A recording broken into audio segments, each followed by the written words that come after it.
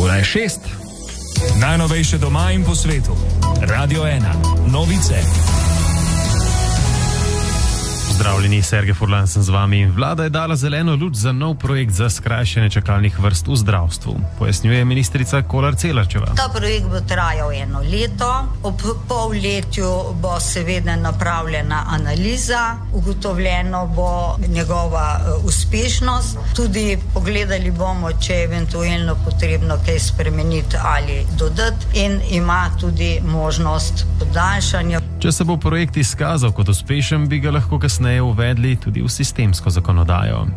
Slovenija je na lestvici konkurenčnosti turizma izgubila 2 mesti. Med 136 državami se je naša država uvrstila na 41. mesto na lestvici, ki jo pripravlja Svetovni gospodarski forum.